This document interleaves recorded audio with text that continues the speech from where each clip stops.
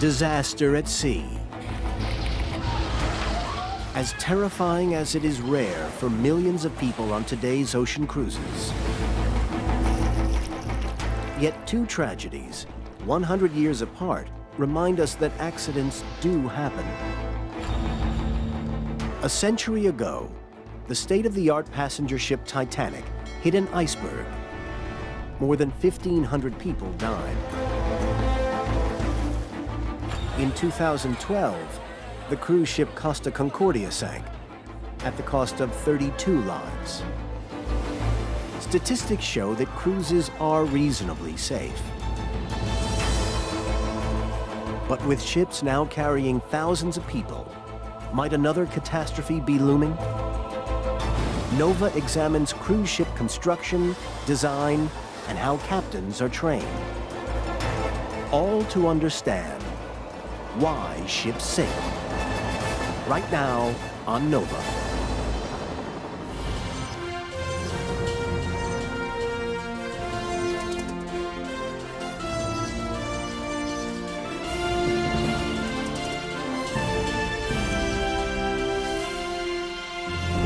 Major funding for NOVA is provided by the following.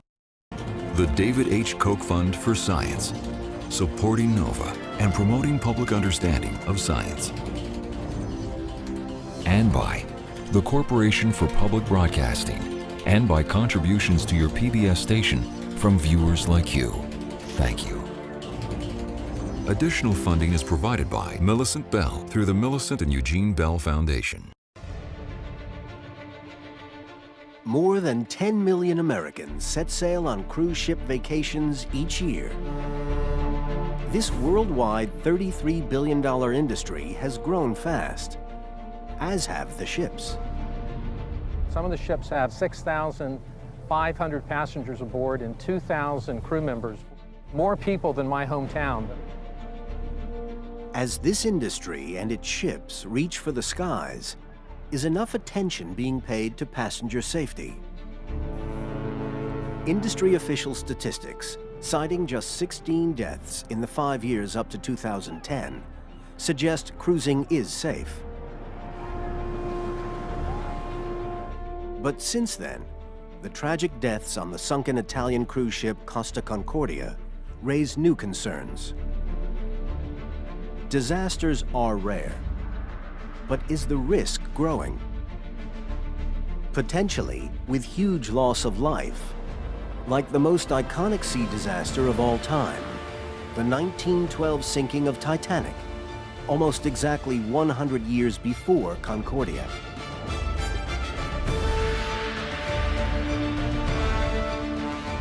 The catastrophes, a century apart, reveal astonishing similarities.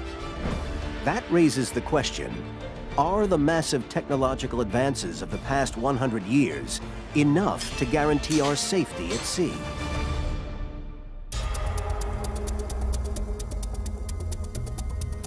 Such maritime accidents highlight important issues in ship construction, design, and the training of captains and crews. So are modern cruise ships tough enough to withstand the dangers of the sea? We will never be able to build a ship, large or small, to withstand an impact with a rock, or likely with an impact with an iceberg, for that matter. Are cruise ships now too large to be safe? And is it too easy to ignore their complex navigation systems? You're able to get navigational warnings, you're able to monitor other traffic, you're able to see how close you want to get to points of danger. And do crews have the training to handle dangerous situations? The majority of the employees on the ship are designed to sell food and alcohol. You have only very few true professional mariners.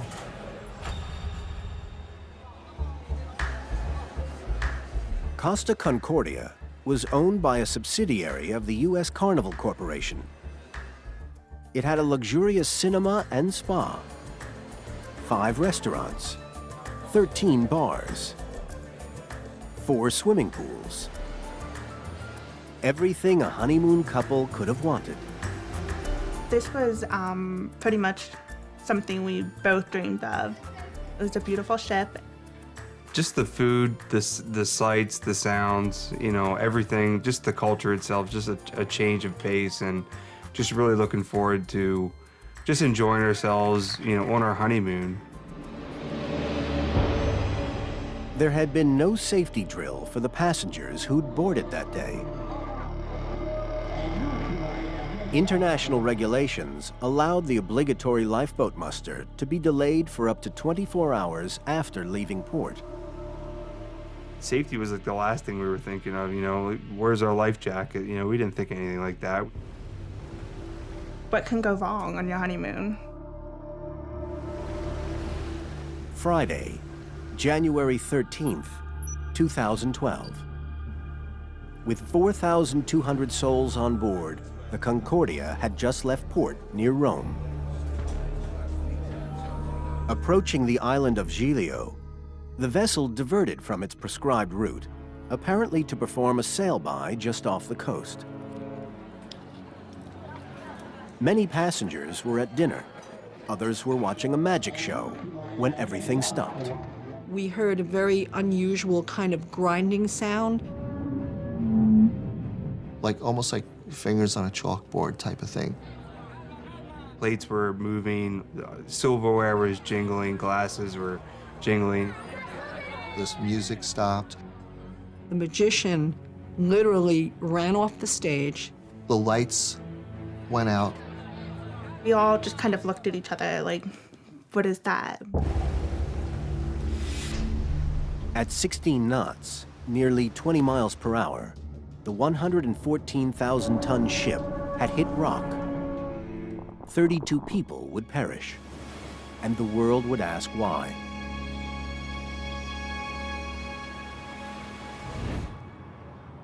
That same question was asked 100 years ago after the maiden voyage of another giant ship, the Titanic.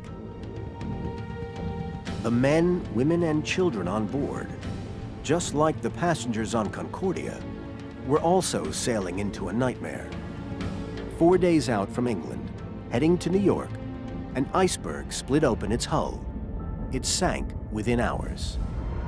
More than 1,500 people drowned or died of hypothermia.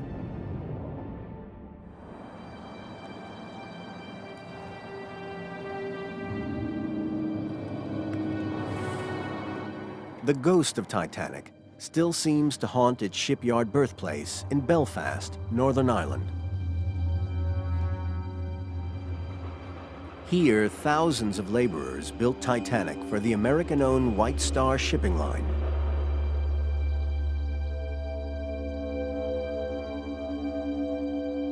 She is the 747 of her day.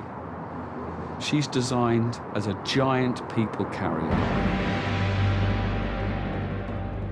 Nearly 900 feet long and 100 feet wide, Titanic was then the biggest man-made object to move on the face of the planet.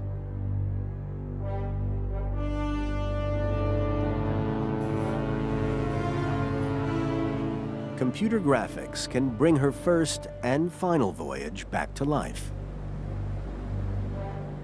The ship's journey was 2/3 complete by late evening on April 14th, 1912. Despite reports of icebergs, Captain Edward Smith maintained speed to stay on schedule.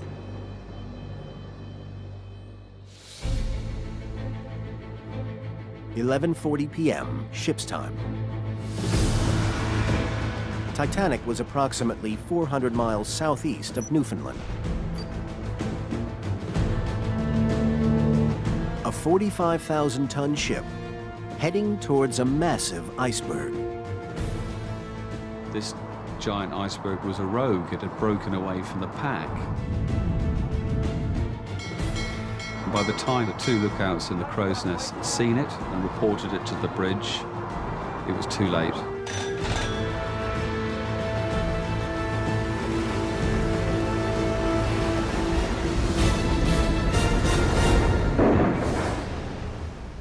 The Concordia and Titanic disasters bear remarkable parallels. Both cruised at speed into large underwater obstacles. Both hulls were ripped open below the waterline, piercing so many watertight compartments that they could not stay afloat. Could the quality of the steel used in their construction have been at fault? The answer is being sought here at the California Maritime Academy in Vallejo.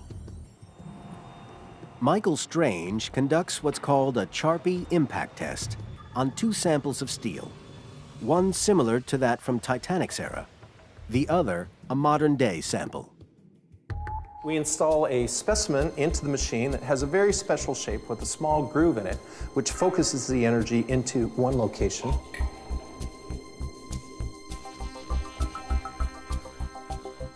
The head is released, crashing into the specimen. The test measures how high the pendulum swings after it smashes through the steel bar. The higher the swing, the less energy has been used by the pendulum to break the sample, and the weaker the steel.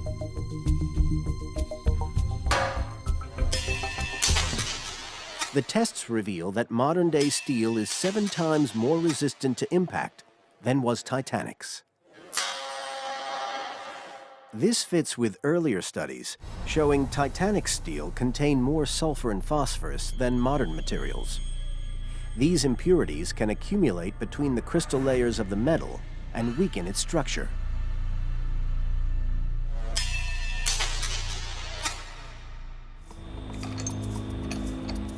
But the strength of a metal also depends on how much it stretches and deforms to absorb energy. Make sure they're nice and tight. Strange stretches sample bars to their breaking point. A stronger metal will stretch further before it breaks. You can see in the bottom third it's starting to narrow a little bit. And it's just about reached its failure point.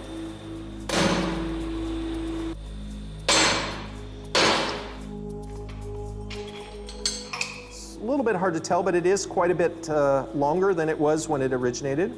If you look in the area of my fingers here, you'll see that it actually has reduced in diameter, and that area is called necking. That's where the forces and stresses are the highest right before failure. In this case, the sample that fails to cope with the strain and snaps first is the Titanic-era steel. Its quality suffered because the importance of controlling temperature during the smelting process was not well understood. In comparison to some of the older materials, for instance, the material used in the Titanic, they don't have the ability to absorb near as much energy as current steels do.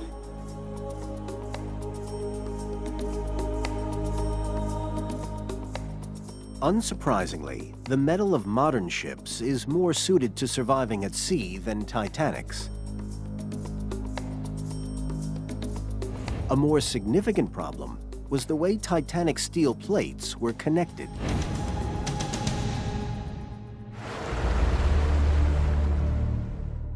After hitting the iceberg, Titanic stayed afloat for less than 3 hours. Iron rivets held the steel plates of her hull together at the bow and stern. They were her weakest link. In Titanic, there would be approximately 3 million rivets. This is an iron rivet recovered from the seabed from the Titanic. But this is actually the head of the rivet. This is the tail of the rivet. So this is inside the hull, and this is outside the hull. Riveting was a back-breaking job.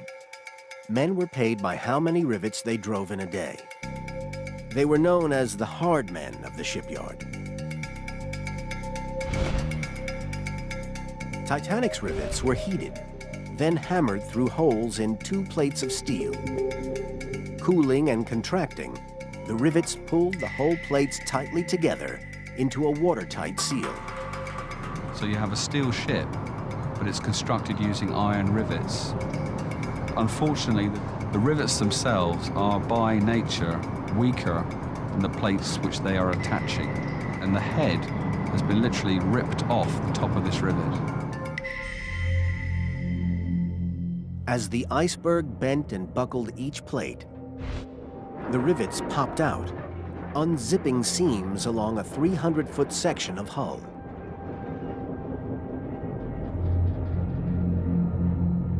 The iron rivets just haven't been strong enough to withstand the immense pressure of the iceberg striking. By contrast, Concordia's modern hull had no rivets at all. Sections were welded together.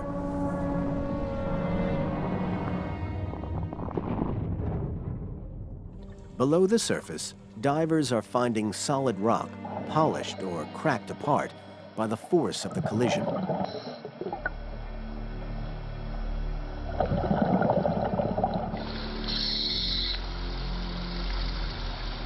They've also come across an amazing piece of evidence. This twisted ribbon of solid inches-thick steel, stripped from Concordia's hull, as though opened up by the key of a giant sardine can.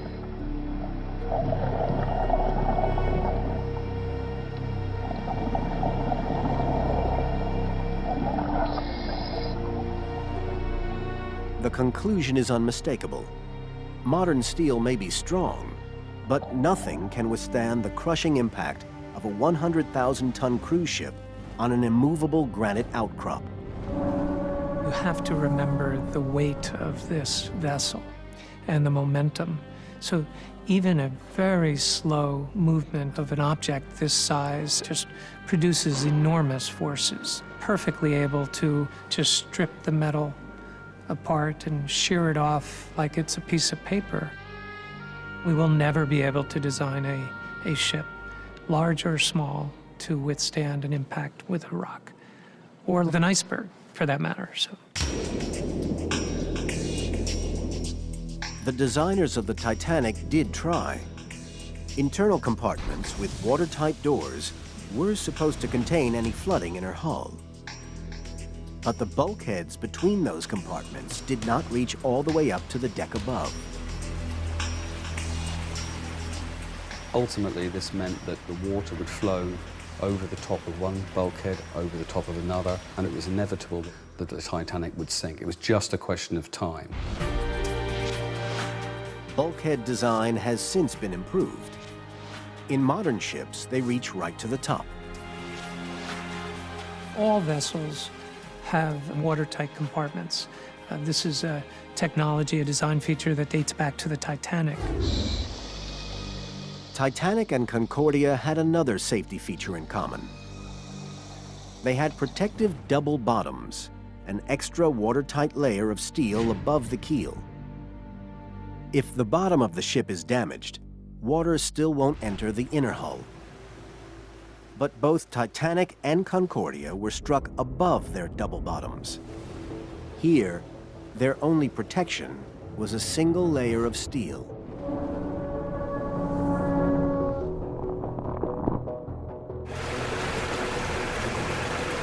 The double hull isn't around the entire skin of the ship. It's usually just in the bottom area of the ship, so that if a breach of the hull occurs above that, then you would have open flow of water coming into the vessel. The consequences were fatal for both ships. Concordia took on water and listed heavily. Only being beached near the shore saved her from sinking outright. Titanic, tragically, sank in the open ocean. In the 100 years between these two accidents, the lessons of the Titanic disaster were applied to ships such as oil tankers. Their double-thickness hulls now reach right up to the waterline. But only some modern cruise ships have adopted this design. It's clear that you have an added degree of safety with a double hull. But full double hulls add expense. There would be cost limitations involved with that. Also, it may be a reduction in the amount of cargo the vessel could carry in a commercial sense. The Cruise Lines International Association represents 25 lines. They and other major cruise companies declined to be interviewed about any of the issues raised in this program, including the design of the latest generation of cruise ships. This is a controversial area, and not all experts agree. But some industry figures question where these giant ships are headed. These ships now are being built in such a way that they are inherently unstable. It is a design issue. The first and most obvious design development of recent years has been the ever-increasing height of the ships. The tallest now in service reach more than 230 feet above the waterline, a 20-story building at sea. In strong winds, a high-sided ship acts like a giant sail. A concept illustrated by the collision between two ships off the coast of Cozumel, Mexico in 2009. We're really close to these people, man. Look at that. Whoa, he's gonna hit. Passengers on board the 88,000-ton cruise ship Carnival Legend took these shots as a 55-mile-per-hour wind sent the vessel veering out of control. We're gonna hit, we're gonna hit, we're gonna hit, we're gonna hit. Even her directional steering thrusters could not prevent her from colliding with the cruise ship Enchantment of the Seas. We hit. We hit. In continuing high winds, the ships clashed for more than 20 minutes.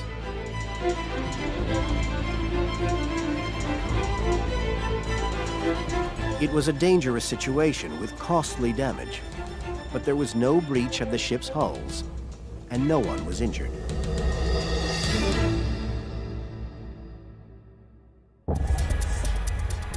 The towering height of these ships also raises the issue of stability.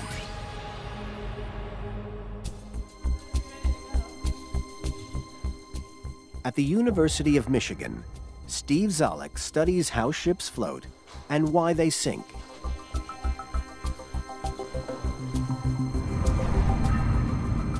This 360-foot-long tank holds 750,000 gallons of water.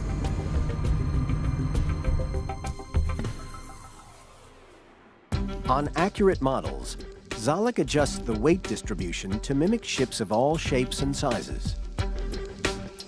The fundamental concept between how any boat floats, large or small, is the relationship between its center of mass, its gravity, and the buoyancy of the volume of water that it displaces.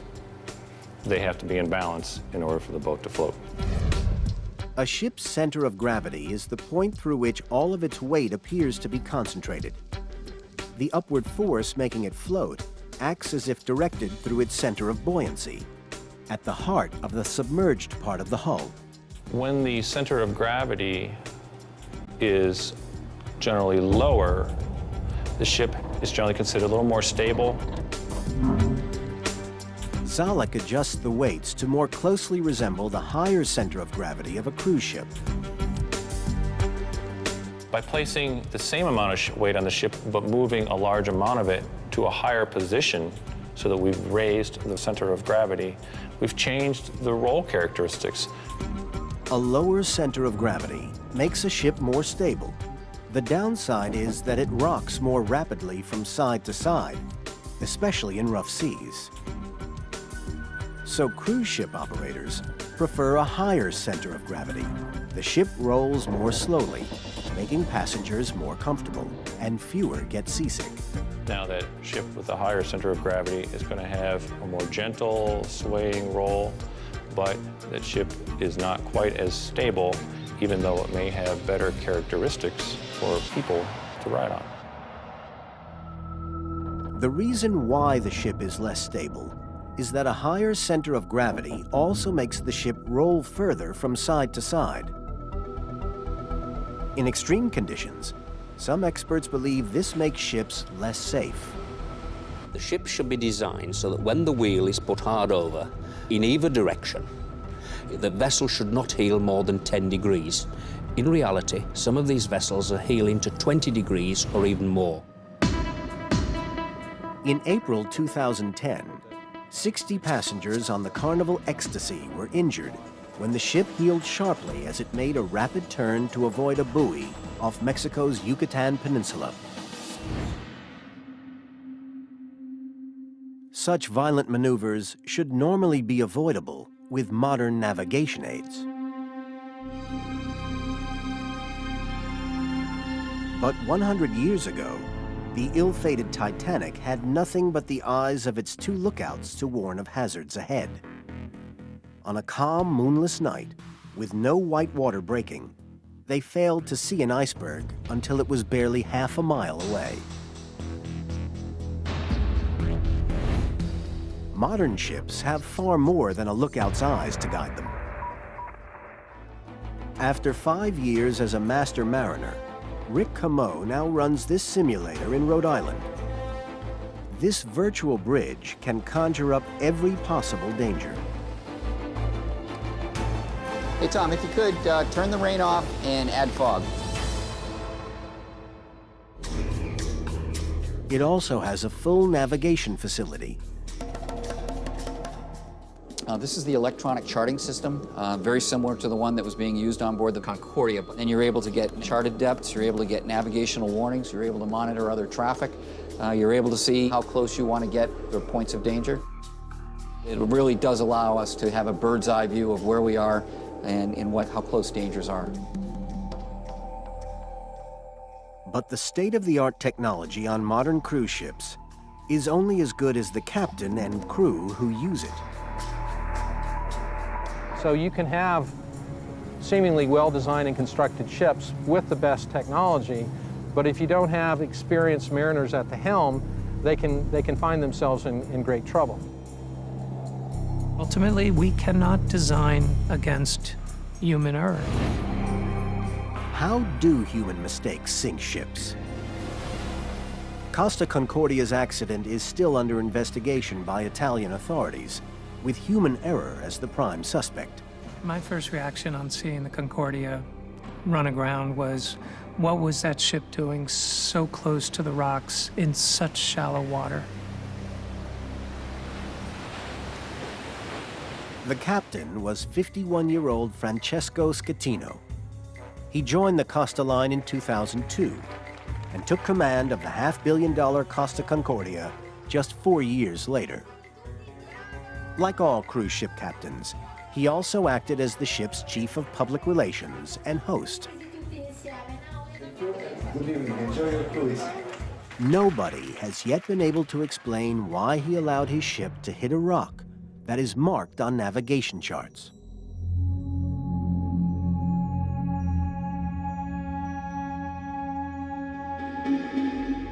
They have pre-programmed navigational routes that are embedded in their computers so that you can chart a safe passage, and if the ship for any reason departs from that safe itinerary, alarms should go off. Schettino has reportedly told the Italian authorities that he was navigating by sight only in the dark. Tracking data shows that he diverted from his route to perform a sail-by close to the island of Giglio. This is part of their entertainment. This is part of the drama and flair of modern-day cruising. For the Costa Concordia, it proved to be a fatal decision. 9:40 p.m. The ship was heading towards rocks at the edge of the island. By the time Schettino realized the danger, the Concordia was just 1,000 feet from shore. Too late to turn. The ship struck rock.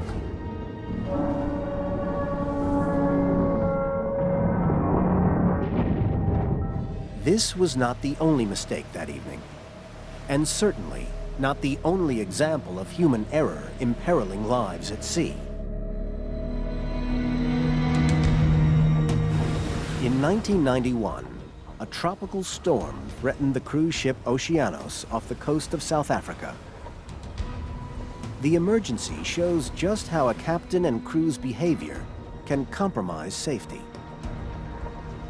Some of the nearly 600 passengers were being entertained by guitarist Moss Hills and his wife Tracy. None of them realized a serious problem was developing below decks.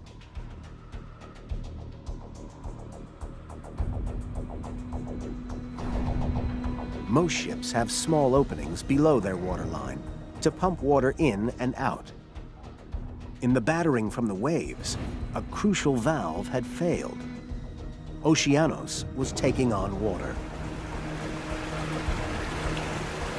Suddenly, we seemed to hit extra big waves, and you could hear these really loud crashes as these waves hit the side of the ship, and we lost all the power, and the lights went off.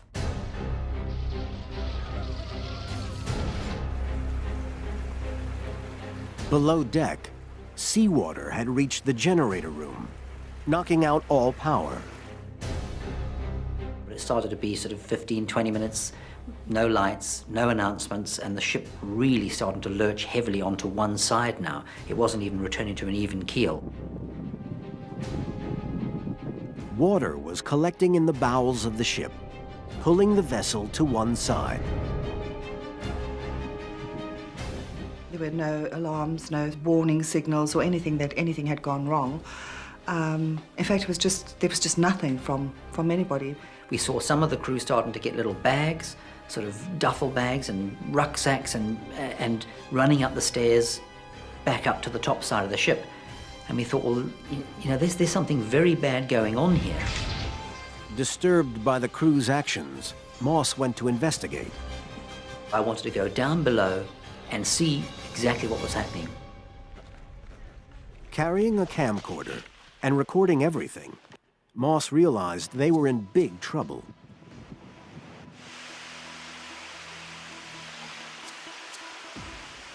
Deck, there's water everywhere. It looks like it's flowing in reasonably fast. It's sloshing about from side to side. When I suddenly saw all that water, that was a huge shock. The failed valve was now letting water course through every pipe in the ship's plumbing system. Traditional watertight bulkheads couldn't stop the water. The pipes passed right through them. The seawater exploded out of toilets and sinks all over the ship. Oceanos was flooding from the inside out. In despair, Moss raced to the bridge. Went up to the bridge area, and it was completely abandoned. It looked in a bit of disarray. There were binoculars lying around and sliding around, and charts had fallen onto the floor, and it's just not a sight that you expect to see. The missing captain was later discovered smoking a cigarette under the stairs.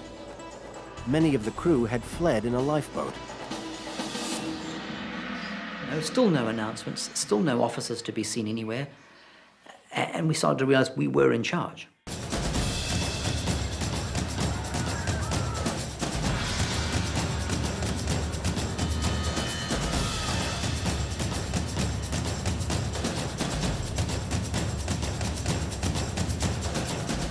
Moss grabbed the ship's radio. I said Mayday, and he said, right, well, you know, what is your Mayday? And I said, you know, we're the cruise ship Oceanus, we're sinking. What rank are you? I said, well, I'm not actually a rank, I'm a guitarist. And he said, well, what are you doing on the bridge? I said, well, there's nobody else here. And he said, well, where's the captain and the officers? I said, I don't know. We don't know where they are. Moss and the other passengers waited nervously for help. Eventually, more than a dozen South African Navy helicopters arrived. You could see them flying in, and that was an enormous sense of relief. It was almost like a movie. Arriving on deck, a Navy rescuer brought bad news. He said, we can see from up above, when we're looking at this ship, it's definitely going to sink. It's a lot more serious than you think. We're not even sure we can get everybody off. Aware that they were running out of time, Moss helped the rescuers lift passengers to safety. So I went through a very fast training period with him on how to work the harnesses and how to give signals to the helicopter pilots.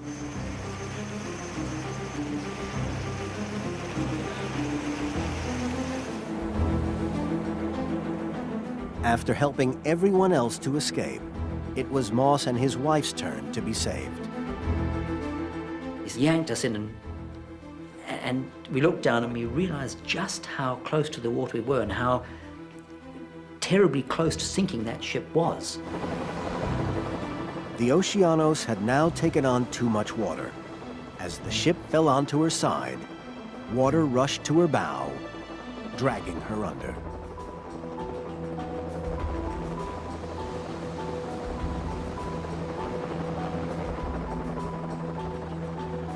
In the aftermath of the sinking, there was an unusual defense from the captain who claimed he had given an abandoned ship order. When I order abandon the ship, doesn't matter what time I leave. Abandon is for everybody. If some people they like to stay, they can stay. Captain Avranos was convicted of neglecting his duties. But there may be an explanation for this kind of inaction.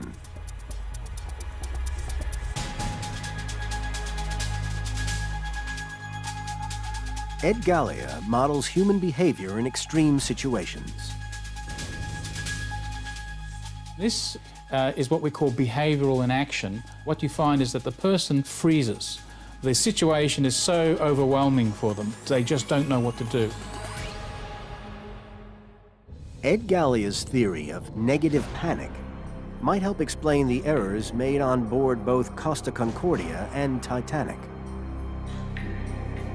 Despite a distinguished career, official inquiries found fault with Captain Smith of Titanic for steaming too fast into an area known to have ice.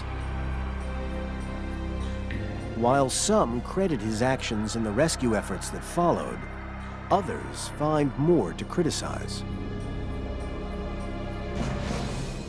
If you look at his actions on the night of the 14th, 15th of April, he really failed not only the passengers, but also the crew and himself. With Titanic sinking fast, Captain Smith failed to ensure that the lifeboats were filled as they should have been. Now, in an emergency, in a crisis situation, in a dead flat calm, a lifeboat could certainly carry perhaps 70 or even 80 women and children. And instead, some lifeboats left the side of the Titanic with a handful of passengers. As a result, the death toll was far higher than it needed to be. Some reports claim that Smith failed to take charge as the crisis worsened around him.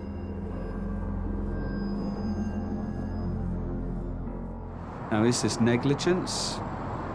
Criminal negligence? Is this a complete failure of the command structure on board? Or is it that Captain Smith had some sort of mental collapse? I think it's Captain Smith had a mental collapse. I think the magnitude of the coming disaster was just too much for him, and he was paralyzed.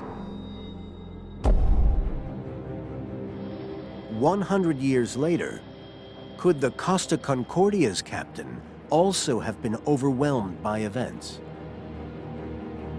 One fact is certain. He failed to ensure that his passengers knew the ship was in danger. They were left confused by the lack of any useful information.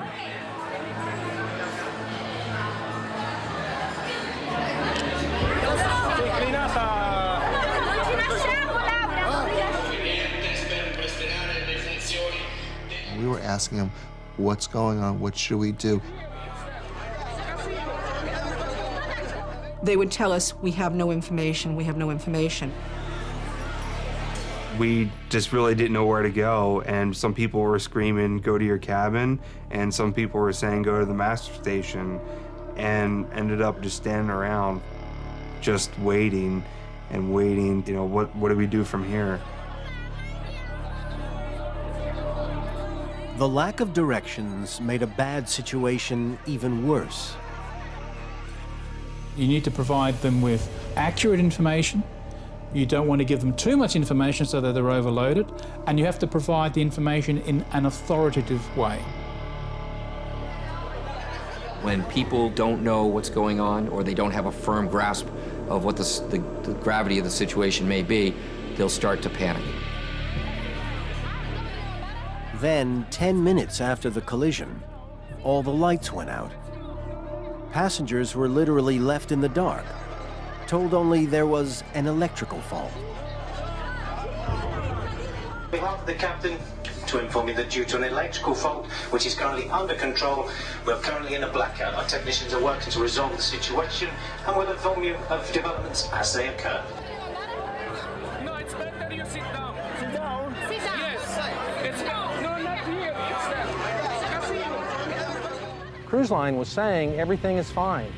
So that was false information the cruise line was generating. Despite the crew's reassuring words, some passengers suspected that the situation was getting worse.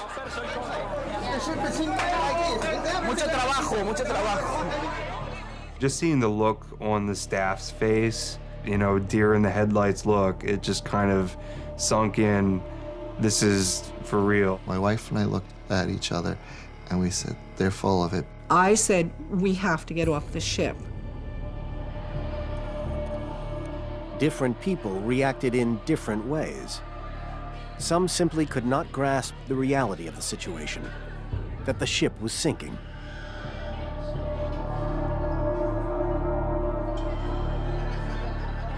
Well, at first when I saw the water starting to seep into the hallway, I ignored it at first, like, it's not really happening, it just, you know. I mean, we were in denial. That just doesn't happen. That doesn't happen on your honeymoon, and it's not possible in this day and time that a huge cruise ship like that could sink. Denial can be a normal reaction. The initial response is actually not to respond at all. There's a tendency to continue doing what you're doing, and it takes some time before the people actually disengage from their normal activities. Other passengers decided to see for themselves what was going on. We decided to go up to the 12th deck and see for ourselves what was going on. And we looked over the rail. The ship is leaning, and it's leaning more and more. We knew this was so serious. Finally, around an hour after the collision, Captain Scatino gave the order to abandon ship. At this point, it literally was too late. He had run the clock out on his own passengers and crew. Lifeboats were quickly filling up with panicky passengers. These men were just pushing and shoving their way into the lifeboats. We went to one lifeboat, and it looked like it was getting full, so we went to the next one. The full consequences of Captain Scatino's delay in ordering abandon ship now became clear. Concordia was listing heavily. Lowering the portside lifeboats turned into a nightmare. This was Nancy and Mario's designated lifeboat. It was listing probably about 20 degrees or so, maybe a little bit more. And as the lifeboat was lowering, it just dropped and went into a free fall.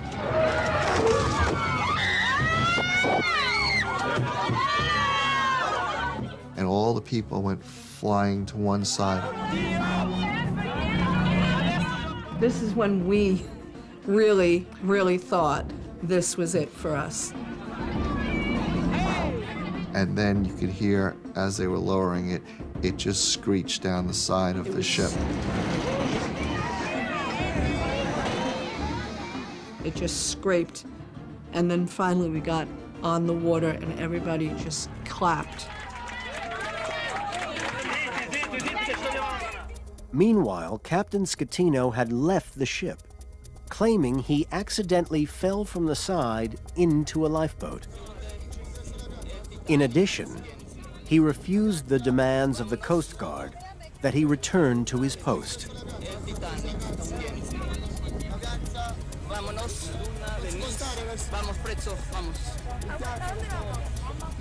Adesso ho chiamato altri sorcoli. Lei è un'ora che mi sta dicendo questo. Adesso va a bordo e mi viene subito a dire quante persone ci sono. bordo perché ci sta l'altra lancia che si è fermata. Lei vada a bordo, è un ordine, lei non deve fare altre valutazioni, lei ha dichiarato l'abbandono nave. To be able to understand the situation as to what's going on, you have to be on board the vessel to direct that. You have to see what's going on. There is no forgiveness for abandoning a ship and leaving your charges somewhere else.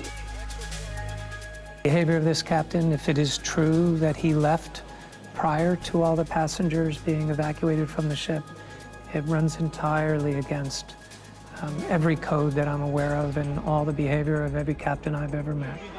Schettino never did return to his ship, but hundreds of his passengers remained trapped on board. Honeymooners Megan and Robert were looking for a way onto the boat deck. I don't think either one of us ever ran as fast as we've ever ran. It seemed like that hallway's forever and ever. Just trying to get up to those stairs, and it was harder to run because it was tilting at that time. But even once on the deck, they could not find a usable lifeboat. Nobody was really helping. It was just pretty much every man for themselves. They were fresh out of options. That's when I turned to her and I said that we're gonna have to swim. Rushing to the starboard side, now listing towards the water, they saw a lifeboat passing below. And we leaped over the railing and dropped down, I'd say a good 8 to 10 foot drop. The couple was amazingly lucky. They landed on the lifeboat just before Concordia finally rolled on her side. Other passengers were forced to make a frightening hand-over-hand descent in the dark on a rope laid across the capsized ship's hull.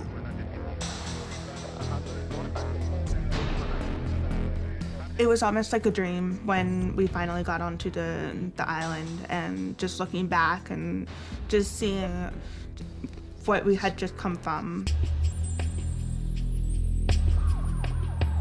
32 people never made it at all.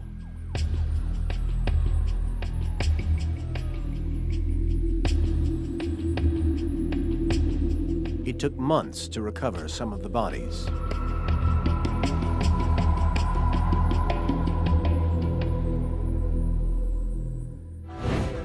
Francesco Schettino was placed under house arrest, facing charges of multiple manslaughter, causing a shipwreck, abandoning ship when passengers were still on board, and failing to communicate with maritime authorities. But as the inquiries continue, it emerged that some credit may be owed Schettino for acting to save the lives of hundreds. One of the decisions that apparently was made correctly and certainly saved lives was getting the ship onto the beach and putting it in a position where it wouldn't sink into deep water. The chaos of the Costa Concordia sinking has thrown a spotlight on the standards of training and emergency preparedness for crew members, even those whose duties mainly involve passenger service.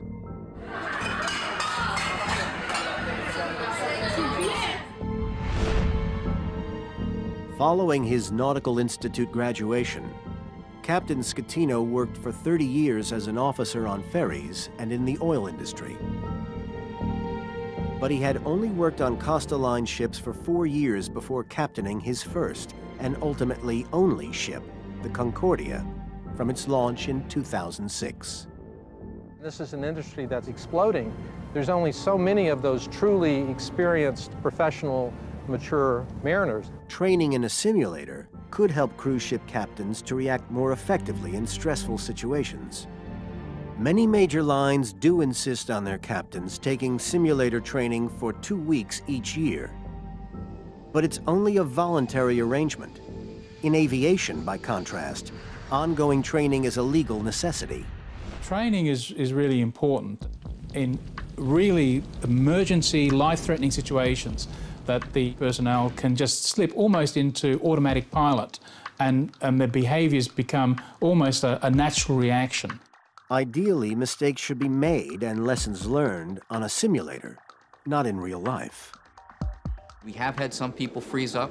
That happens. That's okay. You know, this is the place to do it. In the marine industry, we are probably 20 to 25 years behind what the aviation industry does. But simulators will only have an impact on marine safety if they become a mandated part of crew training.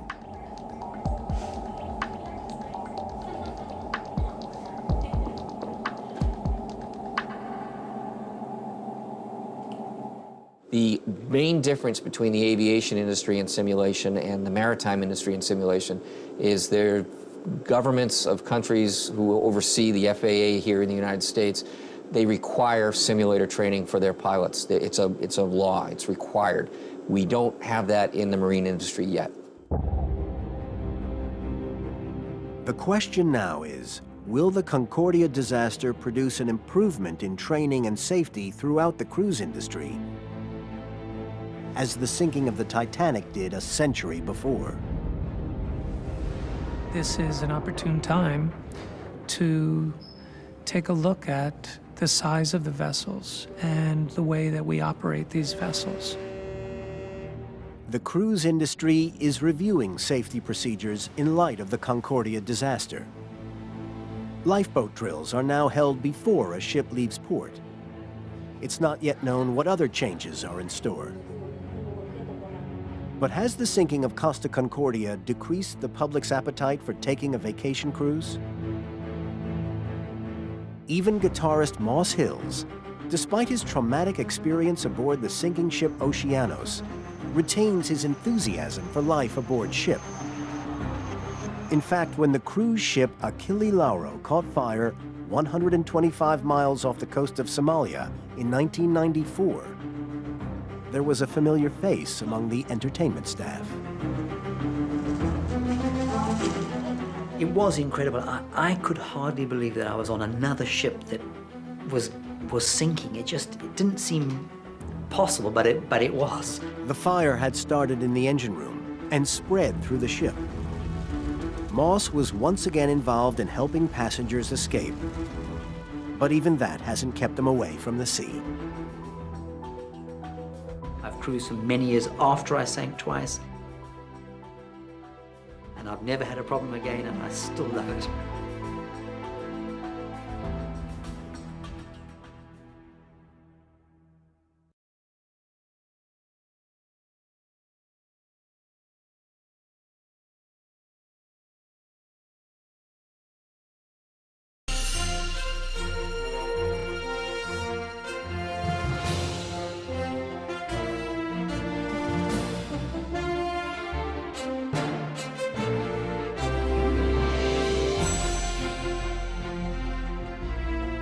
This NOVA program is available on DVD. To order, visit shoppbs.org or call 1-800-PLAY-PBS. NOVA is also available for download on iTunes.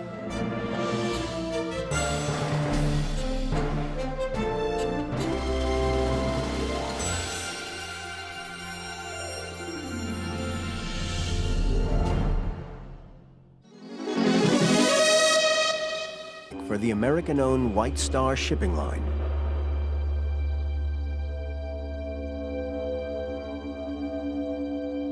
She is the 747 of her day.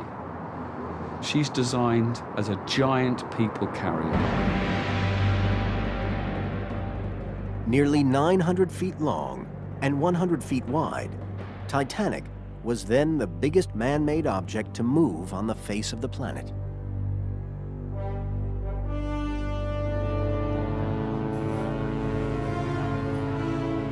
Computer graphics can bring her first and final voyage back to life. The ship's journey was 2/3 complete by late evening on April 14, 1912. Despite reports of icebergs, Captain Edward Smith maintained speed to stay on schedule.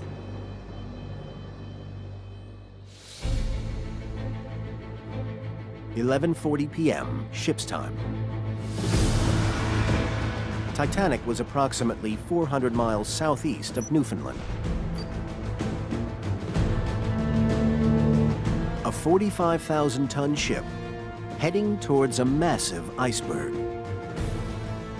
This giant iceberg was a rogue. It had broken away from the pack. And by the time the two lookouts in the crow's nest had seen it and reported it to the bridge, it was too late.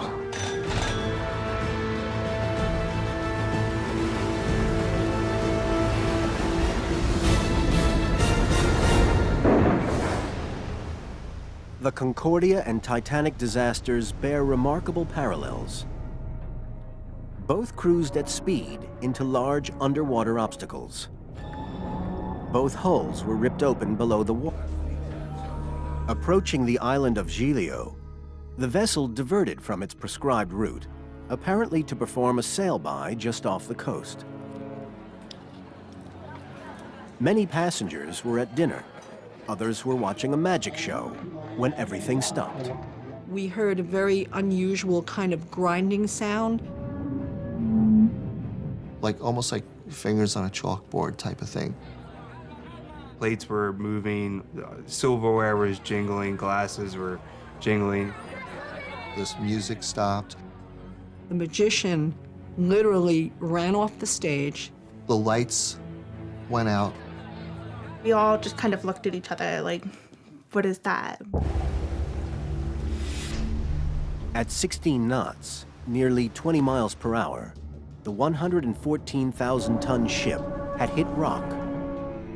32 people would perish, and the world would ask why.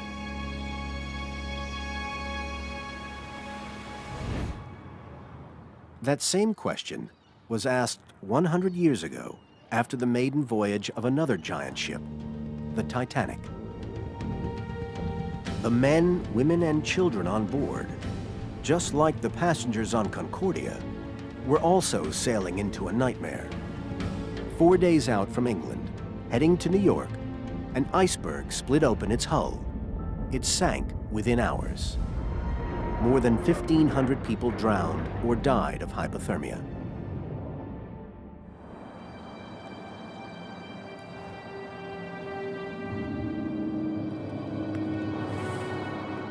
The ghost of Titanic still seems to haunt its shipyard birthplace in Belfast, Northern Ireland.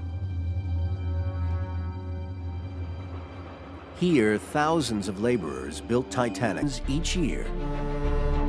This worldwide $33 billion industry has grown fast, as have the ships. Some of the ships have 6,500 passengers aboard and 2,000 crew members. More people than my hometown. As this industry and its ships reach for the skies, is enough attention being paid to passenger safety? Industry official statistics, citing just 16 deaths in the 5 years up to 2010, suggest cruising is safe. But since then, the tragic deaths on the sunken Italian cruise ship Costa Concordia raise new concerns. Disasters are rare, but is the risk growing? Potentially with huge loss of life, like the most iconic sea disaster of all time, the 1912 sinking of Titanic, almost exactly 100 years before Concordia.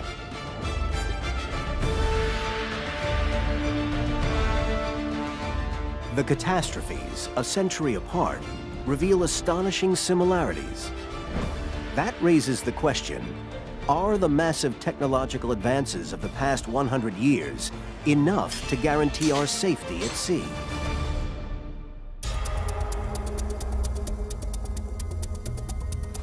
Such maritime accidents highlight important issues in ship construction, design, and the training of captains and crews. So are modern cruise ships tough enough to withstand the dangers of the sea? We will never be able to build a ship, large or small, to withstand an impact with a rock, or likely with an impact with an iceberg, for that matter. Are cruise ships now too large to be safe? And is it too easy to ignore their complex navigation systems? You're able to get navigational warnings, you're able to monitor other traffic, you're able to see how close you want to get to points of danger. And do crews have the training to handle dangerous situations? The majority of the employees on the ship are designed to sell food and alcohol. You have only very few true professional mariners.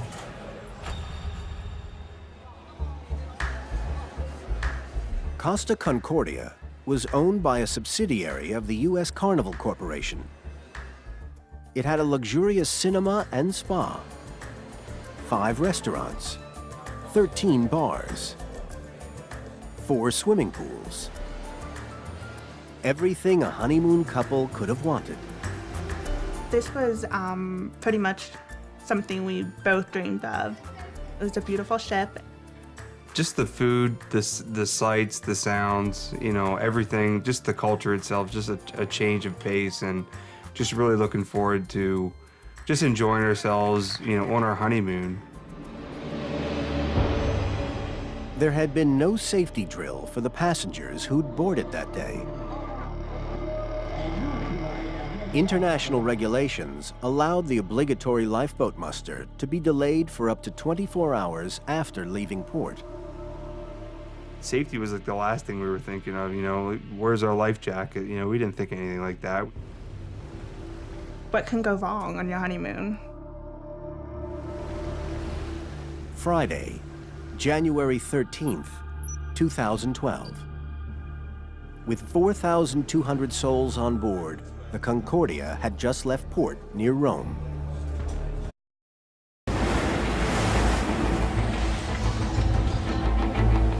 Disaster at sea.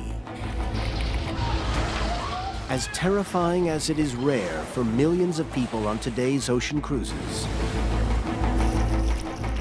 Yet 2 tragedies, 100 years apart, remind us that accidents do happen. A century ago, the state-of-the-art passenger ship Titanic hit an iceberg. More than 1,500 people died. In 2012, the cruise ship Costa Concordia sank at the cost of 32 lives. Statistics show that cruises are reasonably safe. But with ships now carrying thousands of people, might another catastrophe be looming? NOVA examines cruise ship construction, design, and how captains are trained. All to understand why ships sink. Right now on NOVA.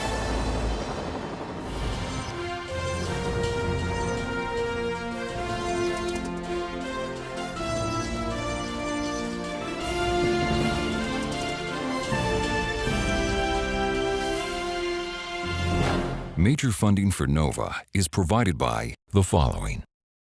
The David H. Koch Fund for Science, supporting NOVA and promoting public understanding of science. And by the Corporation for Public Broadcasting, and by contributions to your PBS station from viewers like you. Thank you. Additional funding is provided by Millicent Bell through the Millicent and Eugene Bell Foundation. More than 10 million Americans set sail on cruise ship vacations